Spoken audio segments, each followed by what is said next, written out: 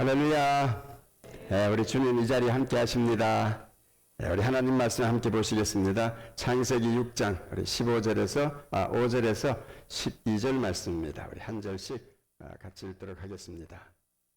여호와께서 사람의 죄악이 세상에 가득함과 그의 마음으로 생각하는 모든 계획이 항상 악할 뿐임을 보시고 사람 지으셨음을 한탄하사 마음에 근심하시고 이르시되 내가 창조한 사람을 내가 지면에서 쓸어버리되 사람으로부터 가축과 기는 것과 공중의 새까지 그리하리니 이는 내가 그것들을 지었음을 한탄함이니라 하시니라. 그러나 노아는 여호와께 은혜를 입었더라. 이것이 노아의 족본이라. 노아는 의인이요 당대의 완전한 자라. 그는 하나님과 동행하였으며 세 아들을 낳았으니 셈과 함과 야벳이라. 그때 온 땅이 하나님 앞에 부패하여 포악함이 땅에 가득한지라. 하나님이 보신즉 땅이 부패하였으니 이는 땅에서 모든 혈육 있는 자의 행위가 부패함이었더라. 아멘. 우리 창세기 여기까지 오면서 제가 설명을 창세기에는 톨레도트, 우리말에는 이제 족보로 번역되기도 하고 내력이라는 말로도 번역이 되고 계보라는 말로도 번역되는 히브리어 톨레도트가 11번 나온다. 그런데 이제 한 번은 내용상 중복되는 거기 때문에 그래서 숫자상으로는 11번이지만 10번이 나와서 이 톨레도트라는 말이 나오고 그 뒤에 모든 이야기가 이제 한 덩어리다라고 제가 그렇게 말씀을 드렸습니다. 오늘로서 이 톨레도트가 세 번째 나와요. 우리 방금 본문에 읽었던 것처럼 이것이 노아의 족본이라, 그러니까 노아의 이야기다 이렇게 이제 시작. 이게 세 번째입니다.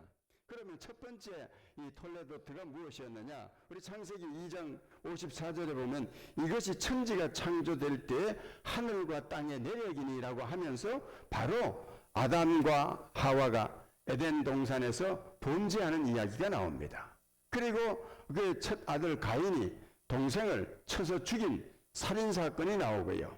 그리고 더 나아가서 라멕이라는 사람이 일부 다처제, 역사상 최초죠. 해서 안 될 일부 다처제를 하면서 거기서 어린 사람을, 청년을 죽였다고 노래를 막 불렀는 그런 아주 흉악한 정말 죄를 지었으면 부끄러워해야 되는데 하나님을 심판을 두려워해야 되는데 이 조상이 하나님을 떠나서 살다 보니까 이제는 자기가 지은 악행을 노래로 만들어 가지고 막 찬양을 합니다. 정말 흉악한 그런 톨레도트가 나와요. 그리고 창세기 5장에 넘어오게 되면은 또 역시 아담이 셋을 낳았더라라고 하면서 셋이 에노스를 낳고 에노스 때에 여호와의 이름을 불렀더라. 자, 지금 톨레도트가 가인의 그 창세기에 가인의 톨레도트가 나오고 이번엔 5장에는 셋의 톨레도트가 나오는 거예요. 그런데 셋의 톨레도트는 우리 말씀을 드렸습니다. 거기에는 이 바로 에노스와 같은 사람이 나와서 그때부터 그 공동체 안에서 예배드리는 사람이 나와요. 그래서 제가 지난번 말씀드릴 때 이 교회 이름을 뭐로 짓자고요? 에노스 교회라고 그랬죠. 그래서 에노스 교회 성도들이 누구냐? 거기서 배출된 사람이 노아가 바로 에노스 교회 주일학교 학생이었거든요. 거기에서 또 누가 나왔습니까? 에녹이라는 사람이 에노스 교회 또 성도였고요. 거기에 무두셀라라는 사람이 나오고 거기에 우리 라멕, 노아의 아버지 라멕은 알다시피 우리 지난 시간에 공부했지 않습니까? 세상이 너무너무 악하다 보니까 그 세상을 향해서 하나님을 향해서 막 탄식하는 얘기네. 하나님 제발 메시아를 보내주셔서 우리가 좀 쉼을 얻을 수 있게 해주십시오. 하나님 앞에서 탄식하는 그런 경건한 사람들의 톨레도트가 나와요. 그런데 6장에 딱 들어오게 되면은 이 가인의 톨레도트와 셋의 톨레도트, 에노스의 톨레도트가 이게 막 뒤섞여 버리는 거예요. 구약 성경을 보면 특이한 게 발견이 됩니다. 악한 사람하고 하나님의 백성하고 세상 사람들하고 어울리면은 어느 쪽이 변화를 받아요?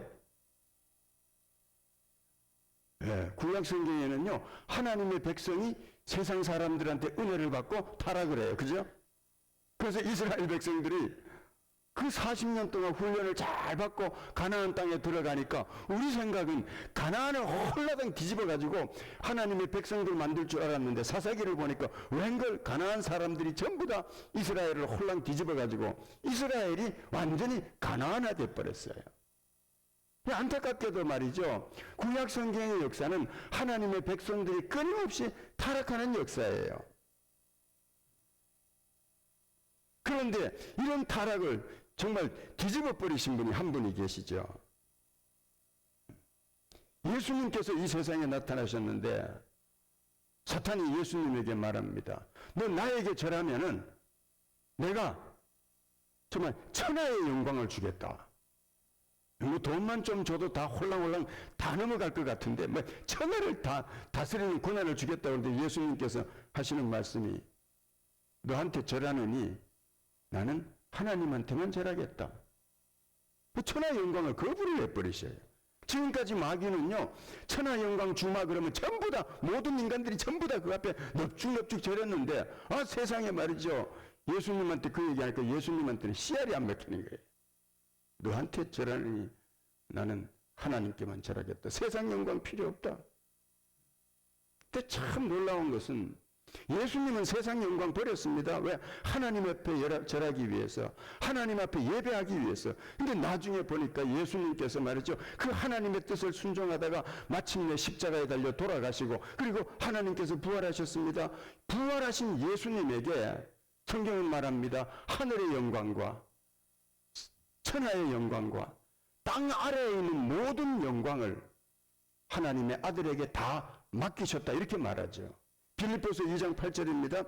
사람의 모양으로 나타나서 자기를 낮추시고 죽기까지 복종하셨으니 곧 십자가에 죽으심이라. 이름으로 하나님이 그를 지극히 높여 모든 이름 위에 뛰어난 이름을 주사 하늘에 있는 자들과 땅에 있는 자들과 땅 아래에 있는 자들로 모든 무릎을 예수의 이름에 꿇게 하시고 모든 입으로 예수 그리스도를 주라 시인하여 하나님 아버지께 영광을 돌리게 하셨느니라. 마귀가 보장한 거는 천하의 영광만 주겠다라고 말했는데 예수님께서 그걸 거부하시고 나는 오직 하나님만 섬길 거다라고 말씀했는데, 그리고 십자가를 통과하고 나니까 하나님께서는 말이죠, 마귀가 주려고 하는 천하의 영광만이 아니라 하늘 위에 있는 영광과 천하의 영광과 땅 아래에 있는 모든 것들까지도 다스리고 통치할 수 있는 권한을, 영광을 하나님의 아들 예수님에게 주셨다는 거죠. 저는 지금 이 시대에도 똑같다고 생각합니다. 우리가 믿음의 길을 걷는다는 거 당장에는 뭐 손해죠. 왜? 세상에 이렇게 하면 잘 된다, 이렇게 하면 뭐도 준다 하는데 누가 그거 안 따라가겠습니까? 그래서 구약시대 때는요, 하나님의 백성들이 전부 세상을 닮아가요. 그런데 예수님께서 십자가에 달려 죽으시고 그 예수님의 영이 성도들 속에 들어오기 시작합니다. 이때부터 어떤 일이 일어나느냐, 이제는요 성도들이 가는 곳곳마다 세상을 뒤집어 놔버려요. 그게 바로 교회의 역사입니다. 그래서 성령이 임한 교회들을 통해서 어떤 일이 일어나요? 세상이 뒤집어지는 거예요. 사도 바울이 가니까 세상이 바뀌는 겁니다. 예루살렘 교회가 들어가니까 예루살렘이 바뀌는 겁니다. 안디옥 교회가 들어가니까 안디옥 지역이 바뀌어버렸어요. 조선 땅 양반 쌍놈으로 쫙 나눠져 가지고 그야말로 앞날이 캄캄하던 그 나라에 복음이 들어오니까 세상이 이렇게 바뀔 수 있습니까? 왜 그래요? 바로 복음 속에는 세상을 이기신 하나님의 능력, 성령님이 역사하기 때문에, 그래서 성령을 모신 분들, 예수 그리스도의 영을 모신 사람들은 능히 세상을 이기고 살아갈 수 있는 겁니다. 그래서 오늘 우리가 이 신앙생활 잘하는 비결이 뭔가 하나예요. 예수님의 영, 성령으로 충만하게 되면 우리는 세상을 이기고 세상을 뒤집어 놓고 살 수 있다 이 말이죠. 제가 부탁드렸지 않습니까? 새해에는 우리 꼭 1시간씩 기도하자고, 그리고 큐티 꼭 하자고. 왜 그렇습니까? 사도행전 2장에 보니까 성도들이 막 기도하기 시작하니까, 합심해서 기도하니까 거기에 막 성령이 임하잖아요. 거기에 성령이 임해서 그 다음에 성경을 보세요. 베드로가 기적을 행하고, 그리고 사도들이 이적을 행할 때 꼭 보면은 그들이 기도하는 시간에 성전에 올라가다가 혹은 기도하다가 환상을 보고 기도하다가 하나님의 능력을 체험하는 것들을 사도행전은 계속해서 기록하고 있습니다. 마찬가지요. 오늘 우리가 어떻게 이런 세상을 이기고 정말로 우리가 이 세상 속에서 십자가를 바라보고 승리하는 삶을 살 수 있을까? 그건 바로 우리가 정말로 예수 그리스도 안에서 말씀을 붙들고 기도하고 성령 충만함을 입을 때 그때 우리는 이 세상을 이길 수 있다라는 거죠. 그러면 성령이 떠나버리면 어떻게 되는가?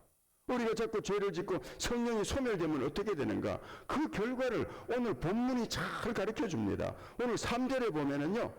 하나님께서 그래 나의 영이 영원히 사람과 함께 있지 아니하리니 이는 저들이 육체가 됩니다. 무슨 말이에요? 하나님께서는 사람을 영적인 존재로 지었는데 이거 그냥 사람들이 전부 네피림이 돼가지고 자기의 유익을 구하고 세상 바라보고 자기 이름만을 추구하고 하나님한테 아무 관심이 없으니까 하나님께서 내가 다시는 내 영을 사람과 함께 있지 않겠다. 성령이 떠나버렸어요. 그 결과 어떤 일이 일어나느냐?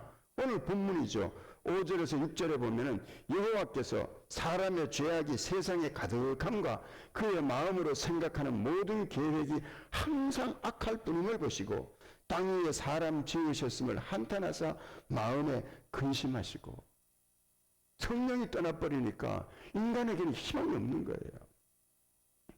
온 세상에 죄악이 가득했고 마음의 생각과 계획이 항상 악해요. 하나님 보시기에 인류의 진단서는 나왔습니다. 소망이 없다.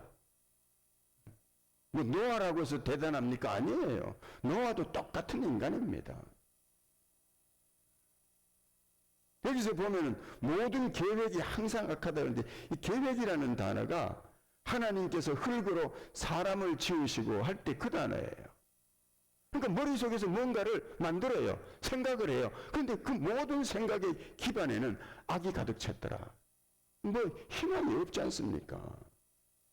그래서 웨인 구르덴 같은 조직 신학자 이렇게 말해. 이 구절은 바로 인간의 전적 타락을 우리에게 시사한다. 이 전적 타락이라는 건 그거예요.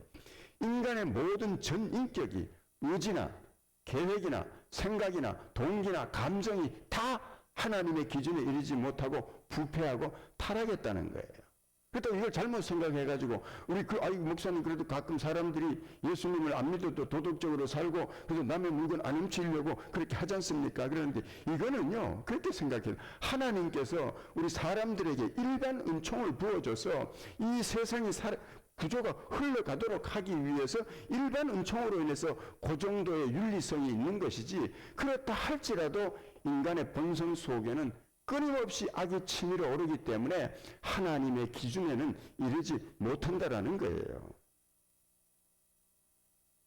근데 저는 이 말씀 속에서 한 가지 소망이 발견이 되는 게 이렇게 세상이 악한데 여기서 저는 그래도 우리에게는 소망이 있다라는 단서를 발견했어요. 그게 뭐냐? 하나님께서 보신즉 그랬어요. 보시니까 세상이 부패했어요. 아니 그게 무슨 소망입니까? 아니에요. 이거 잘 보면 이게 소망이에요. 하나님이 어떤 분이냐라고 물으면은요. 하나님은 천지 창조가 시작될 때부터 보시기에 좋았더라. 보시기에 좋았더라. 하나님은 당신이 창조하신 이 세상을 늘 보고 계셔요. 왜 사람들이 죄 짓느냐? 이유가 있습니다. 하나님 안 볼 거다. 보신다 하더라도 하나님 별 관심이 없어.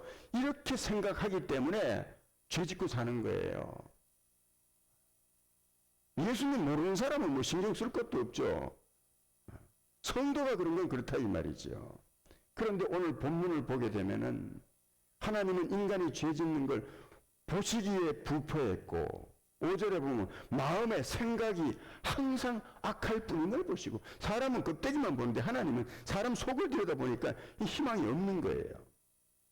그런데 우리는 여기서 뭘 보는가 하면은 그걸 보시고 하나님은 근심하셨대요. 근심. 여러분 이 근심이라는 단어가 여기서는 근심이라고 번역됐는데 그 앞에 이미 2번이나 나온 단어예요. 하와가 출산할 때 내가 너에게 해산의 수고를 더하리라 할 때 그 단어가 이 단어예요. 그 다음에 인간에게 남자에게 말합니다. 너는 이마에 땀을 흘려야 먹고 살 거다. 그 이마에 땀을 흘리는 수고. 근데 여기서는 앞에서는 분명히 수고라고 그랬고 상고라고 그랬는데 여기는 근심이라는 말로 번역이 됐습니다. 무슨 말인가 하면은 인간이 범죄할 때 하나님은 그걸 볼 때마다 너무너무 괴로우시다 이 말이죠. 죄 짓는 거 하나님이 무관한 게 아니고요. 우리가 악을 행할 때 계속해서 죄를 지을 때 하나님은 그걸 보시고 고통스러워 하시는 거예요. 어느 정도 고통스러우냐. 여인이 아기를 낳을 때 막 신음하고 아파하는 것처럼 하나님께서도 그렇게 아프시다는 거예요. 제가 우리 교회 표어가 뭡니까? 하나님을 기쁘시게 하는 교회. 이 교회라는 말이 들어가니까 나하고 좀 멀어진 것 같아요. 우리 한번 따라 하십시다. 하나님을 기쁘시게 하는 나. 이렇게 살아야 된다고요. 금년에는 뭐예요? 하나님의 마음에 합한 나. 마음에 합한 나. 세상은 하나님을 이렇게 속상하게 만들고 세상은 이렇게 하나님의 마음에 여인이 애를 낳을 때 고통하는 것처럼 하나님을 막 너무너무 시달리게 만드는데 그런 와중에 오늘 우리 교회가 우리 각자가 야 나는 너희들 볼 때마다 너무너무 기쁘다라고 하나님께서 우리를 향해서 기뻐하신다면 우리 주님께서 오늘 우리 각자를 통해서 우리 교회를 통해서 내가 내 일을 저를 통해서 이루리라고 하나님께서 뜻을 정하실 줄로 믿습니다.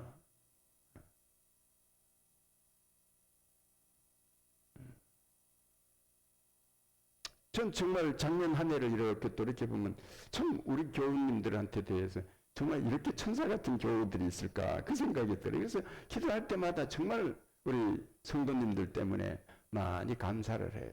그리고 또 지난 한 해 이렇게 목회를 돌아보면서 제가 정말 마음에 한 가지 그 소원을 우리 성도님들이 도와주셔가지고 마음에 정말 그 소원 같은 게 하나 이루어졌어요. 그럼 제가 목회를 이제 하면서 교회가 막 부흥이 되니까 세상에 하루아침에 그냥 미국 교회에서 쫓겨났습니다.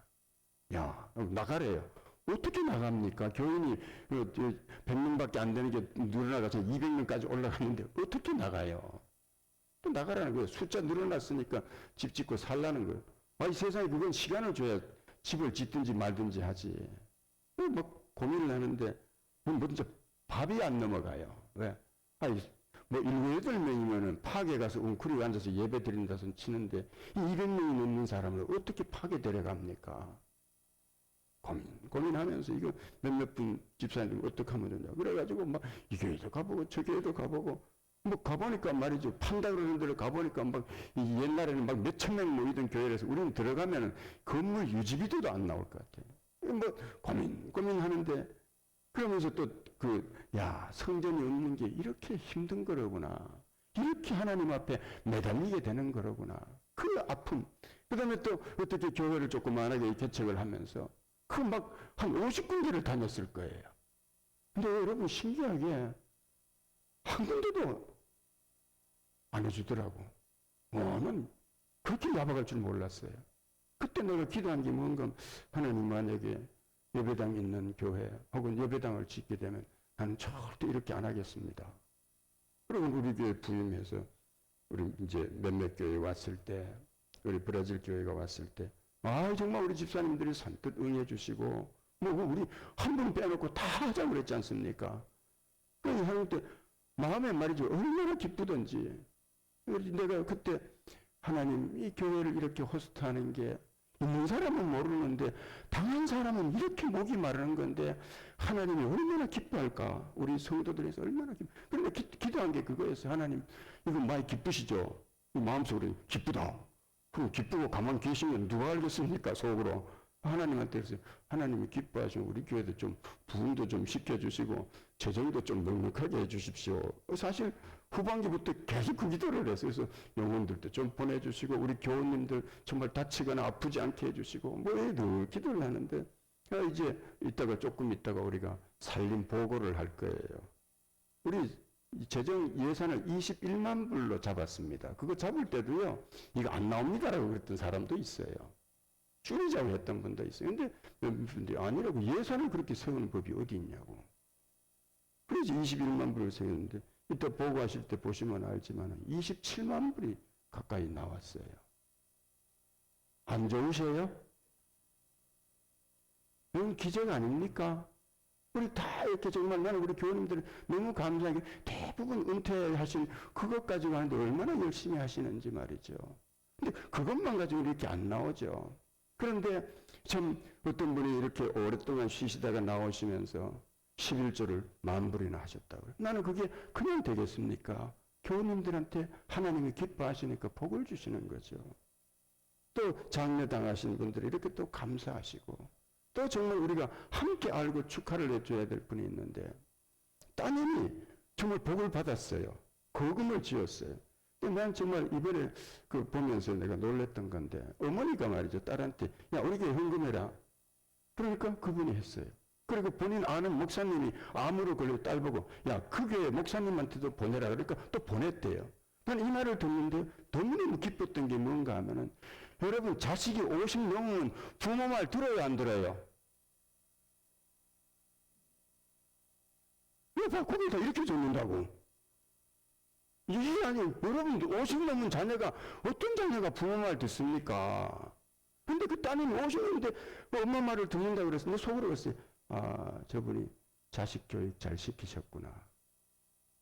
저분이 부모로서 참 자녀들한테 신앙교육 잘 시키셨구나. 저는 그게 뭘 봤던 기쁘냐. 그게 너무너무 믿음의 가정이구나. 그걸 보면서 참 기뻐했다고요.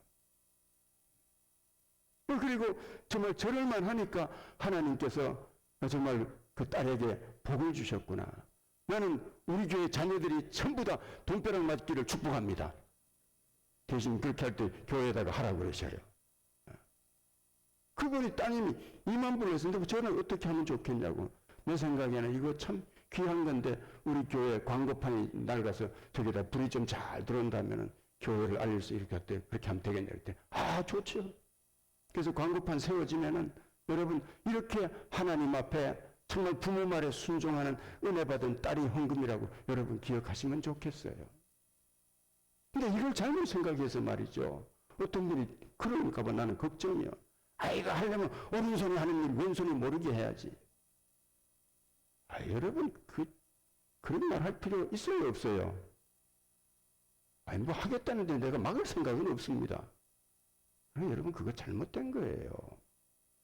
우리 한번 사도행전 5장 한번 보실까요?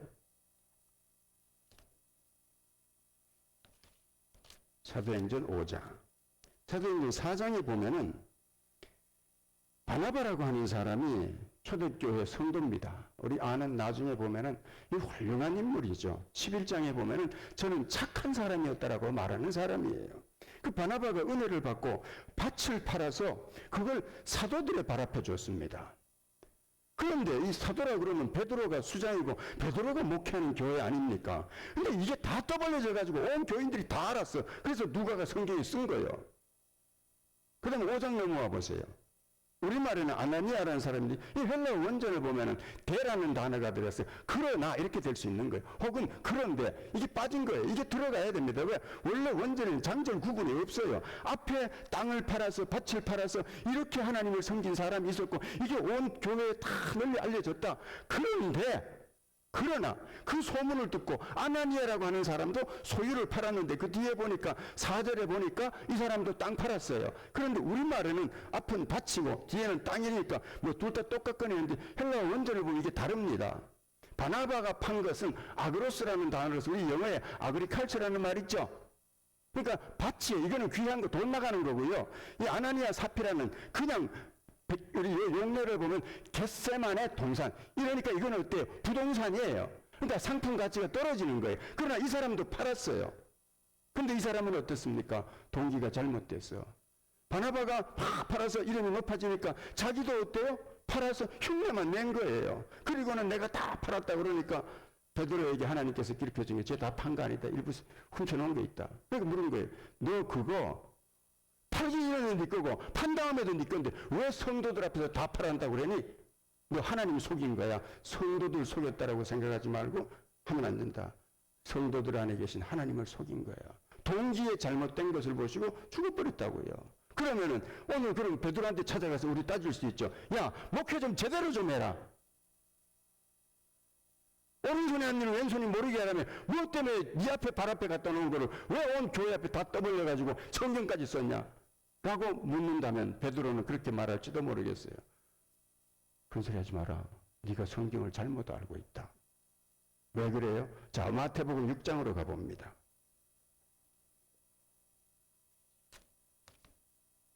마태복음 6장. 5장으로, 마태복음 6장을 한번 가봅니다. 자, 여기 보면 산상수훈의 일부입니다. 예수님 당시에 바리새인들은 사람의 의로운 행위를 세 가지를 가르쳤어요. 첫 번째가 뭐냐? 구제가 의롭다. 두 번째가 뭐냐? 기도가 의롭다. 세 번째가 뭐냐? 금식이 의롭다. 이 세 가지를 의인의 대표적인 미덕이라고 생각했습니다. 그러다 보니까 바리새인들은 어떠냐? 사람들 앞에 내가 의로웠다라는 걸 보이기 위해서 금식도 하고, 보이기 위해서 구제도 하고, 보이기 위해서 기도도 하고. 그래서 이 사람들은 일주일에 2번씩 기도했고요. 그 다음에 돈이 있으면 사람들 많은 데 가서 동전을 던져서 자기가 구제하는 사람이라는 걸 보입니다. 왜? 내가 의롭다라는 걸 사람에게 보이기 위해서. 자, 예수님께서 그걸 아시고 6장 1절을 한번 보시기 바랍니다. 사람에게 보이려고 그들 앞에서 너희 의를 행하지 않도록 주의해라. 그럼 의가 뭐냐? 세 가지라고 그랬어요. 2절. 그러므로 구제할 때에 외식하는 자가 사람에게 영광을 받으려고 회당과 거리에게서 하는 것 같이 나팔 불지 마라. 네가 네 한 거 자랑하지 마라. 그 다음에 5절. 그 다음에 또 의인의 행위가 기도가 있다고 그랬어요. 5절. 또 너희는 기도할 때 외식하는 자와 같이 하지 마라. 그들은 사람에게 보이려고. 보이기, 목적이 뭐예요? 보이기 위함이에요. 자, 16절을 보시기 바랍니다. 금식할 때 너희는 외식하는 자들과 같이 슬픈 기색을 보이지 마라. 그들은 금식하는 것은 사람에게 보이려고. 목적 자체가, 내가 이걸 번역이 잘못되면서 원제를 직접 봤어요. 원제는 정확하게 해요. 플러스 부정사 구문이라서 이노고도 투 구문입니다. 정확하게 목적을 위한. 그러니까 이것은 뭐냐? 하나님께 보여드리려고 하는 것이 아니라 너 날 봐. 내가 이렇게 의로워. 내가 이렇게 금식도 하고 내가 이렇게 기도도 많이 하고 내가 이렇게 구제도 많이 하니까 내가 의로우니까 내 말 들어. 뭐 이런 식이었다 이 말이죠. 그걸 보시고 예수님은 뭐라고요? 하나님은 은밀한 중에 보시는 분이시기 때문에 사람을 대상으로 했다면 하나님과 아무 상관이 없다. 그러면은 여러분 초대교회 혹은 작은 교회에서 무슨 선한 일을 해서 이게 안 알려져요? 알려져요? 알려지죠. 나는 이렇게 생각을 해요. 우리가 그분이 할 때 이게 뭐 은행에 들어앉아 그것 때문에 그냥 고민하면서 여러 사람이 알게 됐다고요. 마찬가지로 베드로도 그 헌금 받을 때 그렇게 받았을 거예요. 그랬으면 어떻습니까? 경건한 사람은 어떠냐? 이렇게 말하는 거예요. 그거 내가 한 거 아니에요. 재물을 주신 분도 우리 주님이시고 나한테 너무너무 감동을 줘서 내가 한 거예요. 사람들이 자기를 높일 때 그걸 누구에게로 돌리는 거예요? 하나님께 돌리는 거예요. 이걸 잘못 생각해가지고 오른손이 하는 일 왼손이 하지 모르게 하라. 그럼 베드로는 목회를 뭐 한 거예요? 성경을 잘못 알고 그 말을 가지고 성도들에게 말을 해버리면 그 말을 듣는 순간에 성도들의 마음은 어때? 야, 이거 내가 착한 일 하거든. 이거 뭐야? 바울도 똑같이 말합니다. 로마서에 편지 보낼 때요, 고린도 교인들을 막 자랑을 해요. 그 중에 그 로마서 16장에 보면 뭐가 나오는가 하면은 16장 23절에 보면은 고린도 교회가 노예들의 교회고 가난하다 보니까 누군가가 이게 음식을 차려주는 사람이 필요했던 거예요.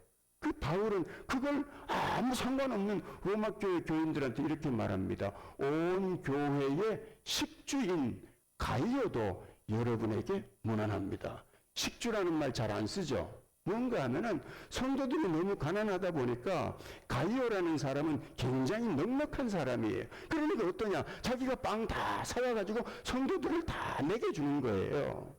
나는 오늘 우리 교회 성도님들 가운데서 혹은 우리들 가운데서 정말 자녀분들 가운데서 이런 정말 갑부가 나와가지고 저들이 속한 교회에서 정말 자기 것 투자해서 하나님 섬기는 그런 훌륭한 믿음의 자손들이 여기서 나올 수 있기를 예수님 이름으로 축복합니다. 이럴 때는 나 같으면 정말 틀니가 빠지도록 아멘 하겠네. 그러면은 바울이 잘못했나요? 아니에요. 이렇게 말함으로써 히브리서 10장 24절에 보면 여러분들은 사랑과 선행을 격려하십시오. 좋은 얘기를 자꾸 나눠서 맞아, 예수 믿는 사람은 그렇게 믿어야 돼. 그래서 서로 격려하고 다른 사람들도 거기에 도전을 받고 그렇게 살아가도록 하는 게 이게 바로 아름다운 공동체다 이 말이죠. 이걸 잘못 해석을 해가지고 모르는 그 사람 옳은 사람이 왼손 모르게 해야지. 그거 잘못됐다는 거예요. 나는 우리들이 정말 성경 말씀을 풍성하게 알아서 그런 얘기 들어올 때 그래 그럼 너나 그렇게 살아. 그러나 나는 내가 떠벌린 게 아니잖아. 나는 이것이 오히려 온 휴스턴에 온 워싱턴에 알려져서 믿음의 2세들이 다 이렇게 살았으면 나는 좋겠다. 이렇게 담대히 말할 수 있는 그런 정말 하나님의 말씀의 풍성한 저와 여러분 될 수 있기를 예수님 이름으로 축복합니다.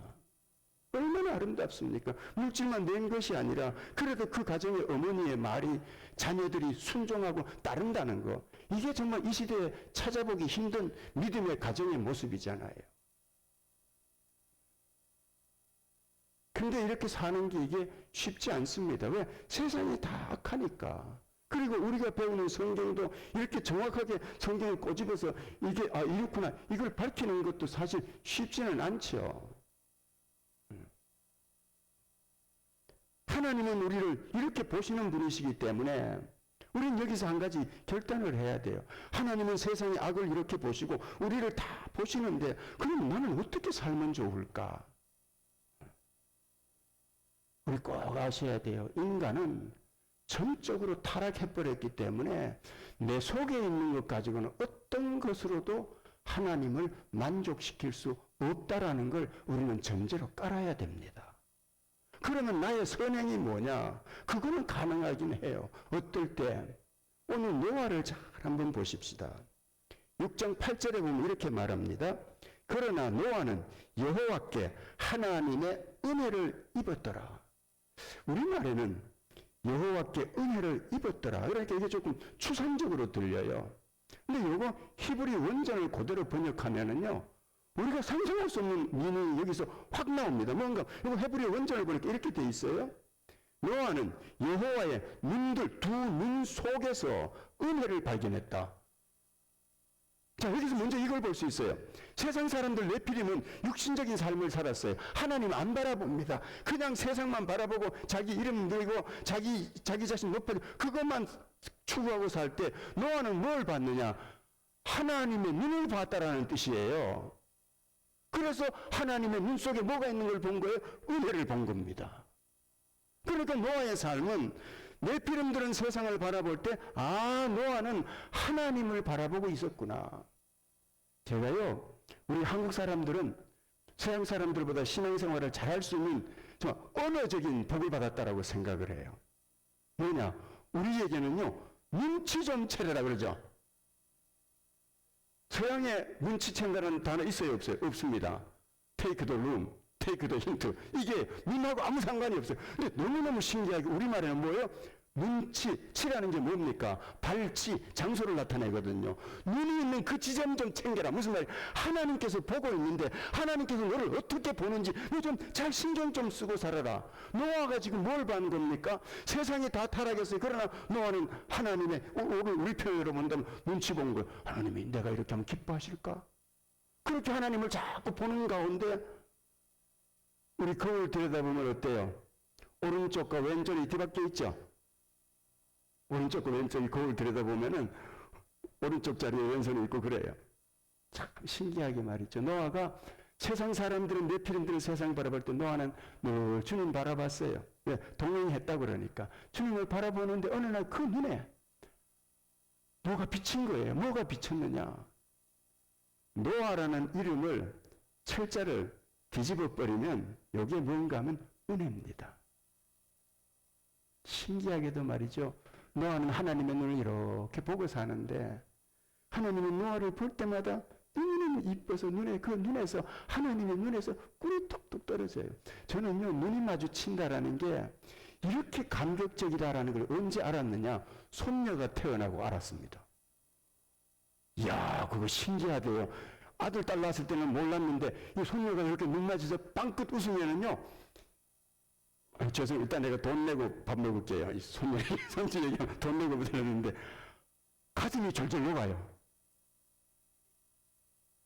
노아가 하나님을 이렇게 보는데 어느 날 보니까 그 물 속에서 자기를 향한 그 하나님의 긍휼, 자기를 향한 하나님의 그 꿀 같은 사랑이 막 뚝뚝뚝뚝 떨어지는 거예요. 그런데 노아라는 이름을 뒤집어 버리면 이게 은혜거든요.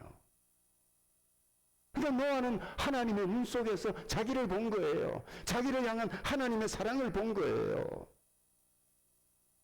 우리가 오늘 뒷부분에 보면은 이렇게 말합니다. 하나님의 눈을 보고 살아간다라는 말에 구체적인 의미가 나오는데 9절에 보면은 노아는 의인이요 당대의 완전한 자요 하나님과 동행했더라. 이 동행이라는 말 에녹에 대해서 나왔습니다. 에녹이 하나님과 동행했더라. 그때 제가 분명히 설명드렸어요. 이건 우리말에는 이런 뉘앙스가 없지만 히브리어를 보게 되면 이건 히트파일이라는 형태인데 뭔가 하면은 자기 자신을 명령하는 거예요. 자기가 자기 자신에게 이렇게 해, 저렇게 해야 하는 그런 의미가 담겨 있는 동사의 형태를 히트파일이라고 그래요. 그런데 에녹이 하나님과 동행했다라고 할 때 바로 그 단어가 쓰입니다. 그러니까 에녹은 자기가 자기 자신에서 너는 하나님과 함께 살아야 돼. 너는 하나님과 함께 동행해야 돼. 항상 자기 자신을 그렇게 훈련시키는 삶을 살았는데 두 번째 이 단어가 어디에 쓰였느냐? 노아에게 쓰였다라는 거예요. 똑같은 형태입니다. 그가 하나님과 동행했더라. 자기 자신을 이게 하나님이 기뻐할 거예요. 그래서 하나님의 뜻에 맞춰서 자기가 자기 자신의 삶을 그렇게 자꾸 이끌어간 거예요. 온 세상은 마음이 항상 악하다고 그랬어요. 하나님이 없는 삶을 살 때 노아가 왜 의로웠느냐? 그가 뭘 잘해서 그런 것이 아니라 하나님의 눈을 맞추고 죄를 지으면 또 맞추고 죄를 지어도 또 맞추고 살아가면서 끊임없이 하나님과 동행하는 삶. 이걸 바울은 뭐라고 말하느냐? 믿음의 삶이다라고 말하죠. 그래서 구약에는 믿음이라는 단어가 별로 안 나와요. 동행이라는 단어가 많이 나와요. 그런데 신약에는 동행이라는 말보다는 믿음이라는 단어가 나와요. 왜 그래? 같은 의미이기 때문에 그렇습니다. 노아도 본질적으로 악한 사람이에요. 그렇지만 그의 눈이 항상 하나님의 눈을 바라보는 가운데 하나님은 그를 의롭다고 인정하신 거죠. 바울도 똑같이 말하지 않습니까? 믿음으로 말미암아 의롭다. 예수님 믿으시면 큰 소리로 아멘 하시기 바랍니다. 아멘. 예. 노아가 하나님 보시기에 믿음으로 살고 의로우니까 홍수 심판에서 건져내신 것처럼 오늘 또 우리가 비록 넘어지고 쓰러진다 하더라도 늘 넘어지더라도 그분 눈 바라보고 회개하고 살아갈 때 우리 주님께서 이 세상의 심판으로부터 마지막 멸망으로부터 우리를 분명히 건져내실 줄로 믿습니다. 예수님이 구원자이기 때문에 그래요. 바울은 이 진리를 이렇게 선포합니다. 에베소서 2장 8절에서 9절입니다. 너희는 그 은혜에 의하여 믿음으로 말미암아 구원을 받았으니 이것은 너희에게서 난 것이 아니요 하나님의 선물이라. 행위에서 난 것이 아니니 이는 누구든지 자랑하지 못하게 함이라. 노아도 똑같이 악했지만은 그분 바라보고 믿음으로 사니까 의롭다고 인정해 주시고 그리고 홍수 심판에서 건져내신 것처럼 오늘 우리들도 연신 넘어지지만은 늘 회개하고 살 때 하나님께서는 우리를 의롭다고 인정해 주시고 우리 안에 있는 십자가의 보혈의 피를 보시고 우리를 건져내실 줄로 믿습니다. 이 노아의 시대는요, 내가 이렇게 보면서 노아의 시대나 우리 시대나 뭐가 다를까? 악한 건 똑같다. 11절에 이렇게 말합니다. 그때에 온 땅이 하나님 앞에 부패하여 포악함이 땅에 가득한지라. 이 포악이라는 단어가 우리 많이 들었을 거예요. 하마스라는 단어입니다. 하마스 많이 들어보셨죠? 하마스.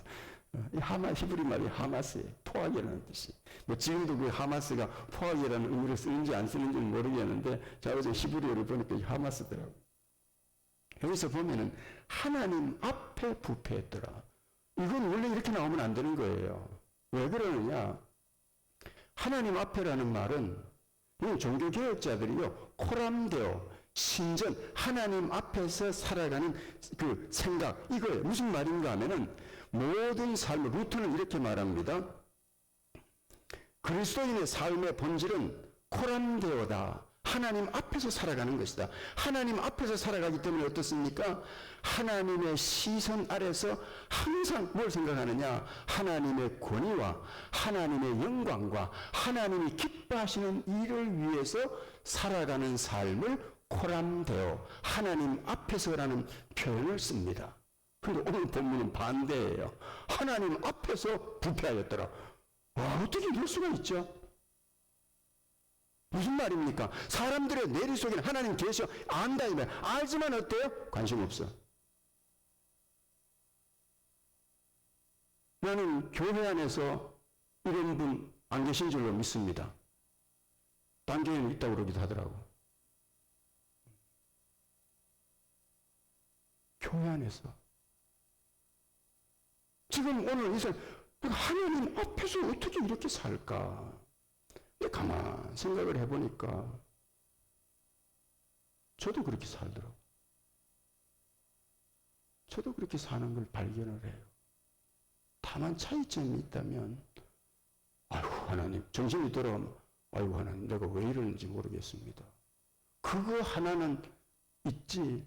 가만 생각해 보니까 저도 뭐 하나님 앞에서 죄짓고 살더라고. 물론 그것이 사람들한테 뭐 해를 끼치진 않지만 내 생각 속에서 어떤 그런 악한 생각들이 불쑥불쑥 일어나는 걸 보면서 나도 별 수 없는 사람이구나. 참 하나님의 은혜가 없이는 살 수 없는 사람이로구나. 그러나 너무너무 감사한 것은 주님은 그 믿음을 보시고 우리를 향해서 은혜를 베푸시는 분이시다라는 거지요. 그 리더스 다이제스트지에 재미있는 이야기 있으니까 하나 있어서 소개를 해드릴게요. 오리와 악마라는 제목의 이야기인데요.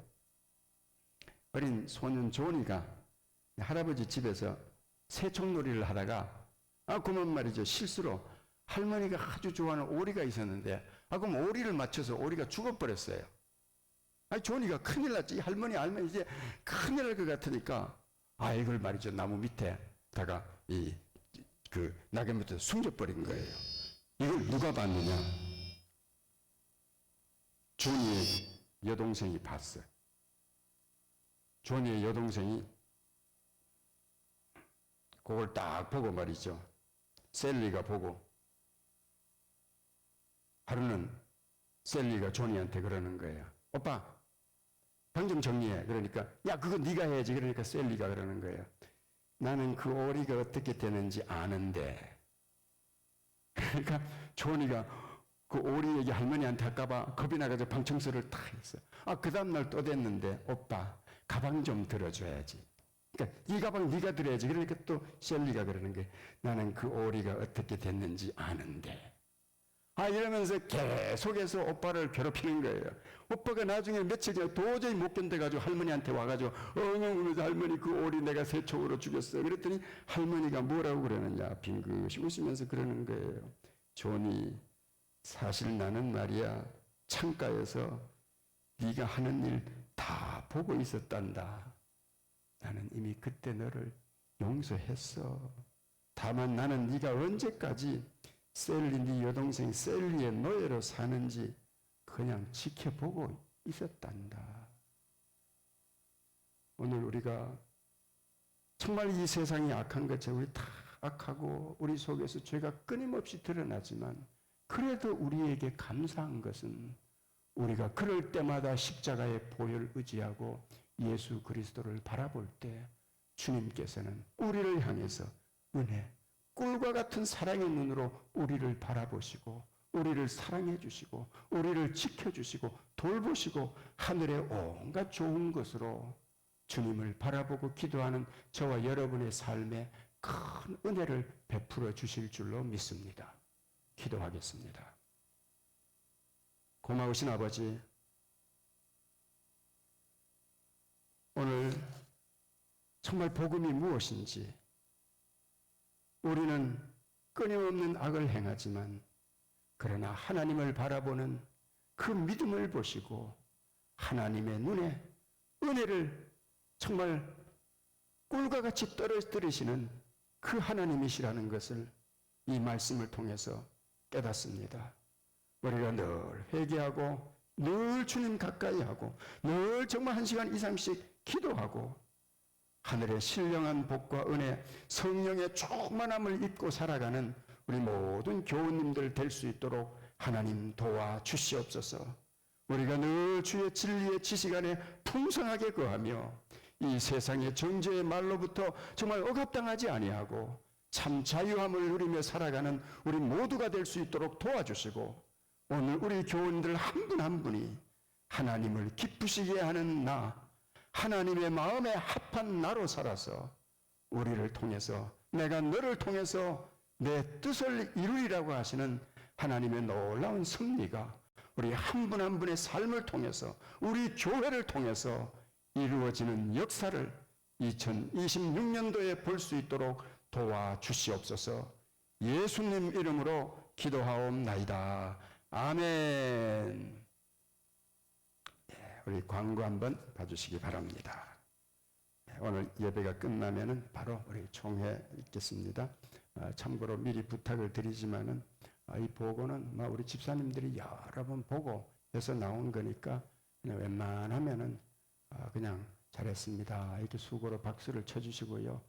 꼭 이거 내 마음에 안 든다 그러면 여기서 막 소리 지르지 마시고 끝나고 우리 회계 집사님이나 우리 집사님한테 그렇게 해주셔서 빨리 끝내고 밥 먹어야 되지 않겠습니까? 그렇게 해주셔서 왜 그런가 우리 이거 정말 내가 보기에는 뭐 좀 사람이기 때문에 부족은 하지만요. 정말 이거 참 엄격하게 잘 관리하십니다. 저는 뭐 아예 재정은 들여다보지도 않아요.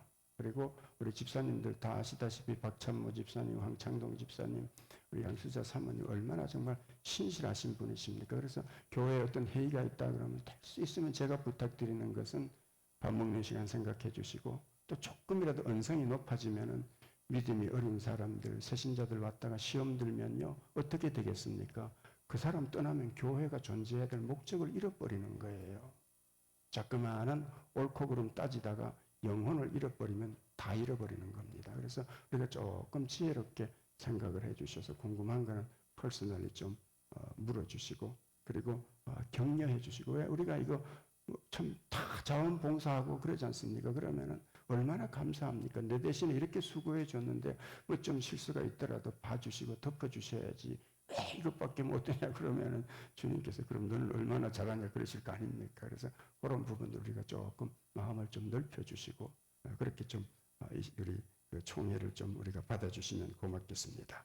그리고 우리 창립 70주년인데 우리가 선교 부흥회를 합니다. 우리가 이 자리에 다 모이면 좋겠는데 알다시피 우리가 참 저녁에 모이기가 많이 힘듭니다. 그래서 할 수 없이 2월 14일 토요일 저녁 7시 줌으로 하고요. 그 다음에 주일은 우리 오전 11시 때 강사님이 부흥해 주시고 그리고 점심 먹고 1시 반 요건 우리가 빨리 먹으면 조금 땡길 수도 있고요. 또 조금 늦으면 뭐 2시로 늦춰줄 수도 있고 그렇습니다. 그래서 우리 점심 먹고 또 이렇게 해서 3번에 걸쳐서 우리가 선교에 대해서 우리가 말씀을 듣는 그런 시간을 갖게 됩니다. 강사님은 유병펄 피지 선교사님이시고 그 피지 나레레 지역에서 30년째 아주 정말 이분은 제가 개런티를 해요. 제 신학교 동기시고 저보다 연세는 뭐 훨씬 더 많으시죠. 그런데 나중에는 국제까지도 바꿀 정도로 자녀가 없이 그냥 오로지 이것만을 위해서 산 분인데 너무너무 훌륭한 분이에요. 다행히 정말 제가 믿을 수 있는 분을 강사로 모시게 돼서 참 기뻐요. 그래서 강사님이 오시니까 꼭 시간 세이브해 주시기 바라고요. 1월달 우리 수요 기도회를 잘 마쳤습니다. 2월은 좀 쉬었다가 우리 3월달에 우리 바이블 전의로 우리 다시 만나게 되겠습니다. 3월달부터 또 시작하니까 우리 성경 많이 읽어주시기 바랍니다. 그리고 2월달 우리 안내위원은 우리 온유 목장입니다. 우리 한성준 집사님, 맹부자 집사님 좀 수고 좀 해주시기 바랍니다. 그리고 우리 기도 제목 있는데 꼭 같이 좀 기도해 주시기 바랍니다. 우리 하나님 앞에 드린 예물 위해서 기도하십니다. 고마우신 아버지 하나님, 주님 앞에 귀한 예물 봉헌합니다. 드리시는 손길마다 주께서 풍성한 은혜 내려주시고 이 예물이 주의 복음을 위해서 아름답게 쓰여질 수 있도록 하나님 도와주시옵소서. 감사하며 예수님 이름으로 드린 손길들 일일이 복을 주시고 건강 주시고 늘 넘치도록 채워주셔서 이 어려운 때에 물질이 부족해서 어려움 당하시는 분들 한 분도 없도록 하나님 자녀들에게 또 우리 건강으로 하나님 복의 복을 쏟아부어 주시옵소서. 감사드리며 예수님 이름으로 기도하옵나이다. 아멘.